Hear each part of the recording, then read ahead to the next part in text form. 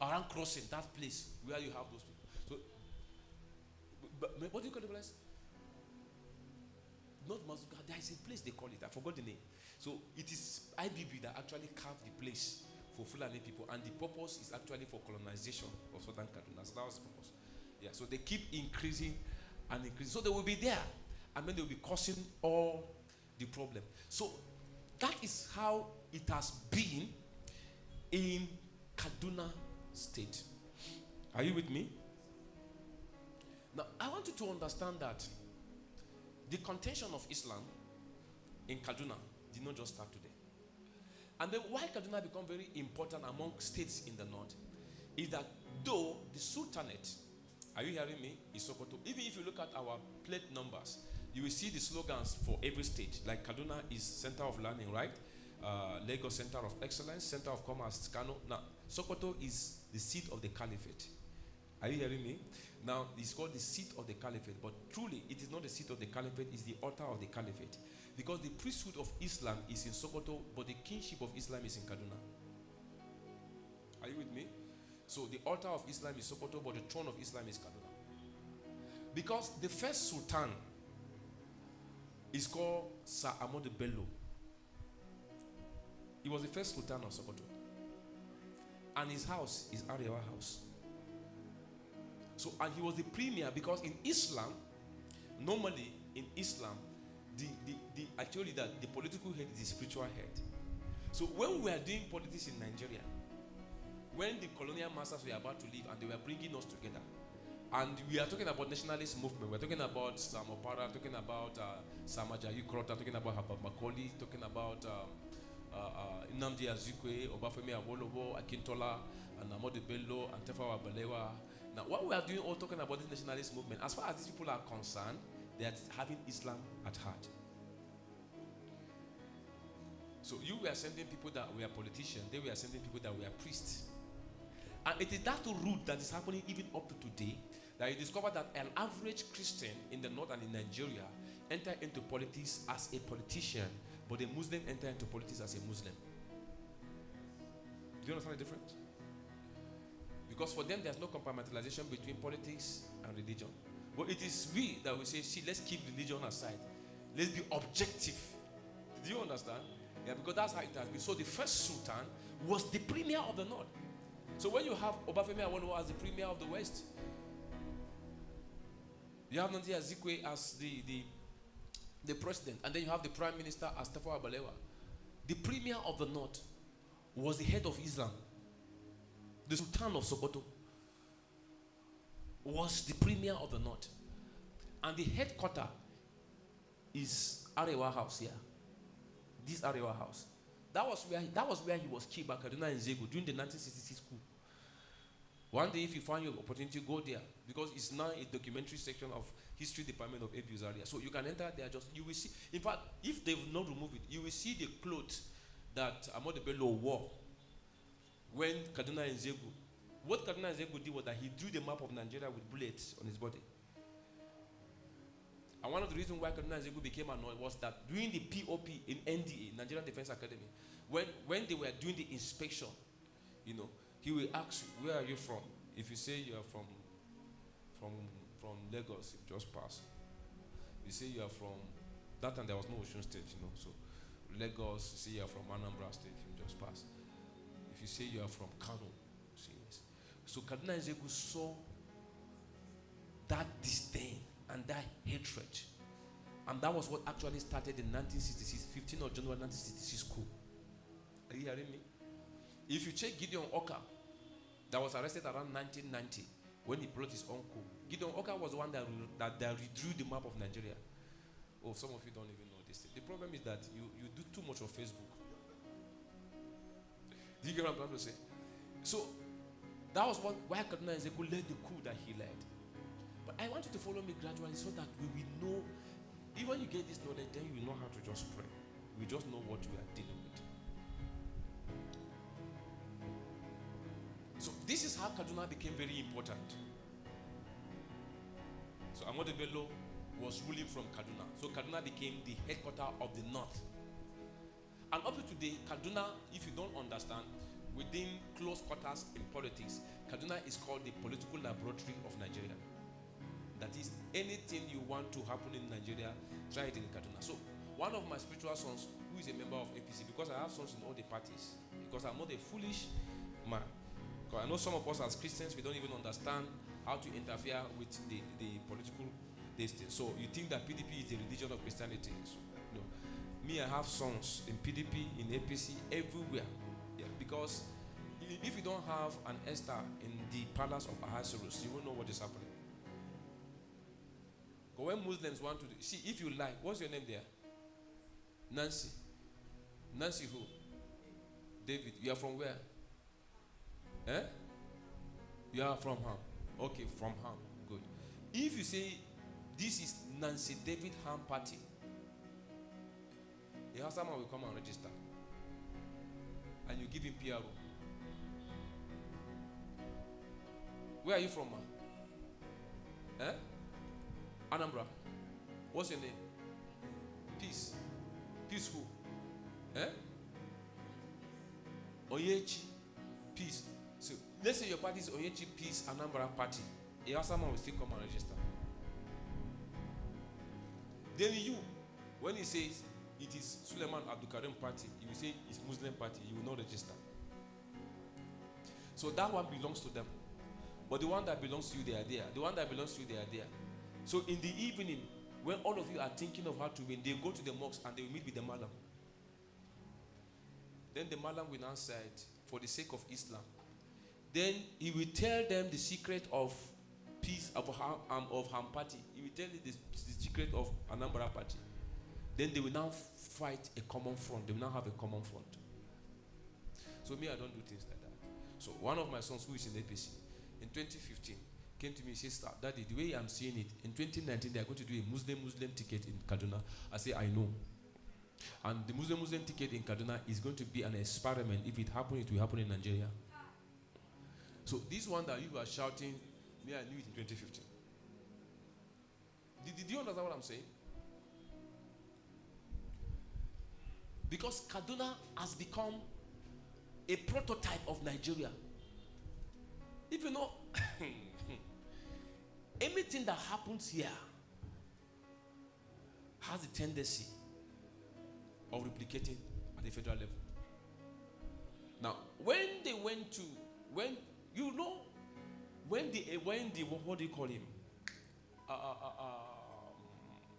Tafawa Balewa was the Prime Minister of Nigeria, and then Ahmadu Bello was the Premier. Do you know that Ahmadu Bello? Okay. It was parliamentary system, not presidential system. I'm sorry, I'm taking time to do this lecture. You do know the difference between parliamentary and presidential. Now, parliamentary is what is obtainable like in country like UK. Then presidential is what is obtainable in country like US, and that's what we are practicing now. But before then, what we practiced in Nigeria was parliamentary system of government. In the parliamentary system of government, the difference is here is that the head of the party is the head of the government.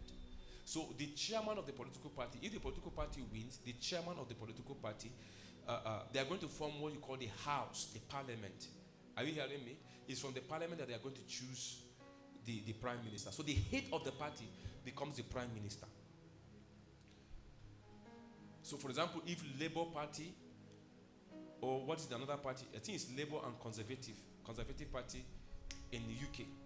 Do you understand? If Conservative Party now wins election, the head of the Conservative Party becomes the prime minister. Then you have the president. That was why we have Nnamdi Azikiwe as the president, and then we had Tafawa Balewa as the prime minister. Now, it was the NPC, Northern People Congress. That's how it started before they now called the Nigerian People Congress. Now, the root of APC is NPC. Sometimes when you see this party, you can, if you are a student of history and you read with the spiritual intelligence, I'm not just talking of writing exams, with spiritual intelligence, you'll be able to trace the root. So I can tell you that NPC was the one that was translated. Even when AMPP and PRP and the rest of them, they actually were offshoots, but it is the root NPC that came up and was becoming NRC in 1992. Are you hearing me? Then it now changed to CPC. then it became APC. And that is the root. Even though people like Bola Tinubu with ACN actually came into the fore, but the root of it was actually MPC. And the root of MPC, so you understand that the root of MPC was priesthood and kingship infusion, no dichotomy. Because the head of MPC was Sultan of Sokoto, who was both prime, who was it's not like the pen of journalists. That was the concept. Now, listen to me carefully. So, because of the parliamentary system, when the MPC won the election in Nigeria, who was supposed to be the party, the head, the prime minister? It's supposed to be the head of the party. And the head of the party was Ahmadu Bello. But then because Tafawa Balewa has an NCE, they call him the Golden Voice. At that time, it was only NCE. Though education at that time, very intelligent. And he was more educated than Ahmadu Bello. Ahmadu Bello was supposed to be the prime minister of Nigeria. He sent Tafawa Balewa. Actually, Tafawa Balewa didn't rule Nigeria. It was Ahmadu Bello that ruled Nigeria. But his priest was the Sultan of Sokoto, who was the premier of it. It was, you will need to know, the fight that Sunusi Lamido is still fighting. This former has always been to be there. Now, why am I bringing this story? That was why the Nigeria was ruled by the premier of the north, not by the prime minister. And the premier of the north was in Kaduna. So you understand the significance of Kaduna now? That is why you discover they manipulated with all the brain of Obafemi Awolowo. As at that time, the Southwest were having professors. So you understand the foolishness that has been happening in Nigeria for long. So you have even including some of your people from Kogi, who actually are of the Oduduwa descent. They believe, like Sunday Awoni now, the chairman of the Arewa Consultative Forum, as at that time, they all believe that they are northerners.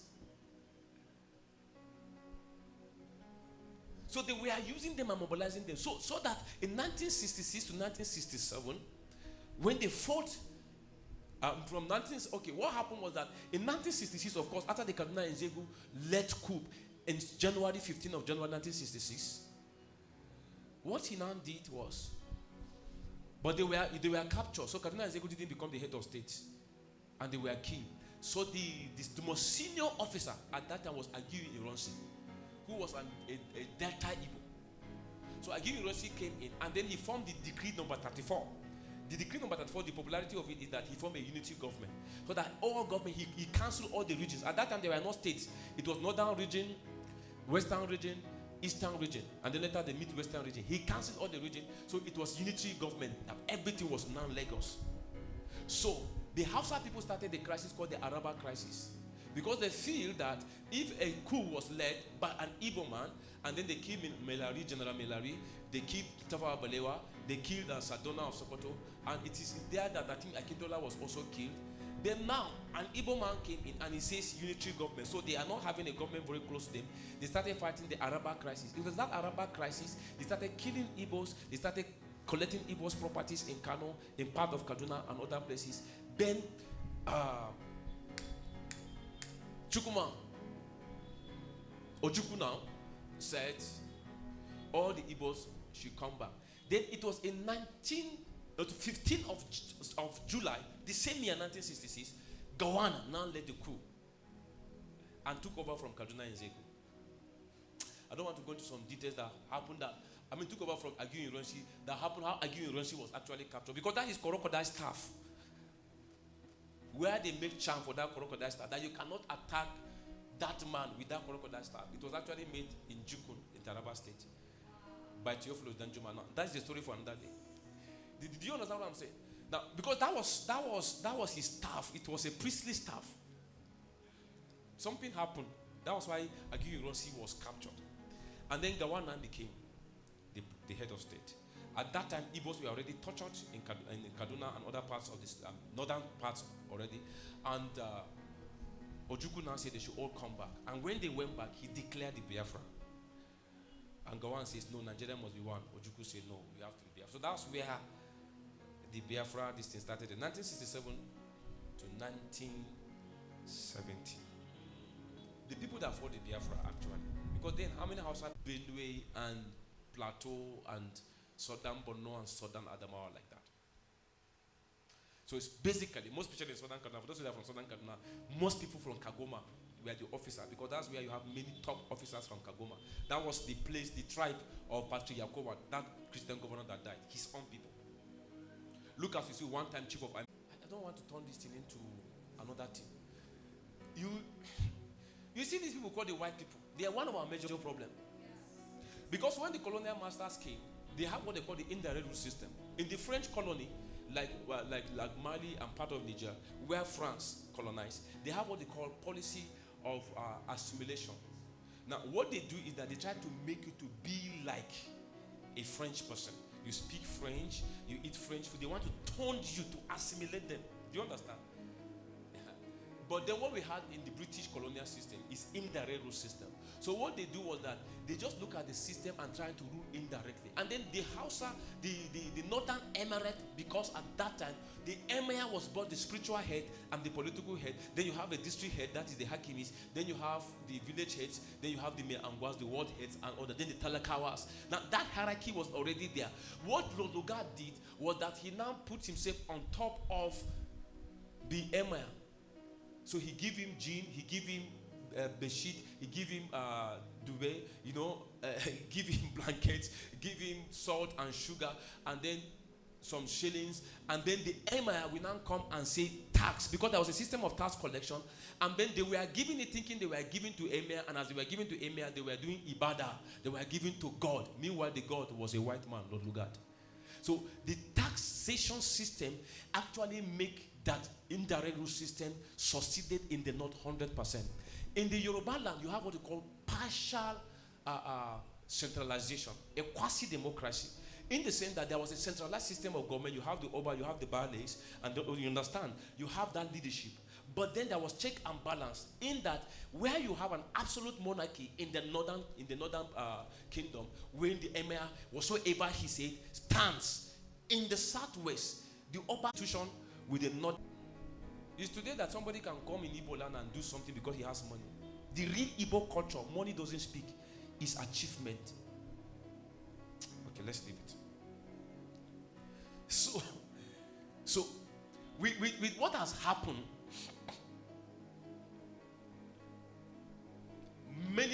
the war came and passed.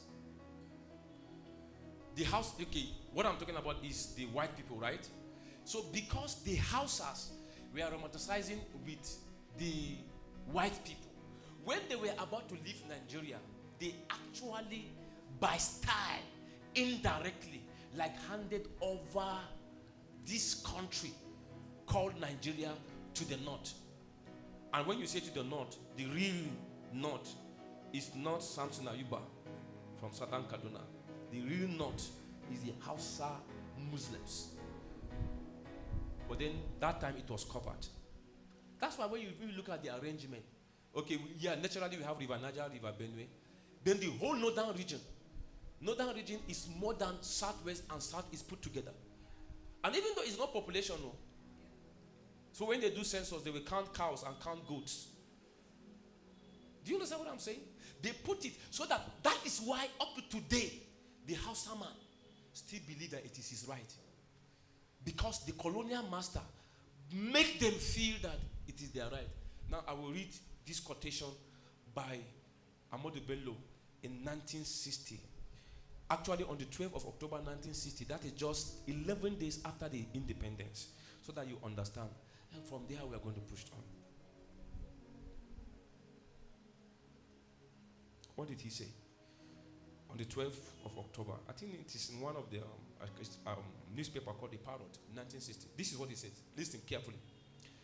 The new nation called Nigeria should be an estate of our grandfather, Othman Danfodio.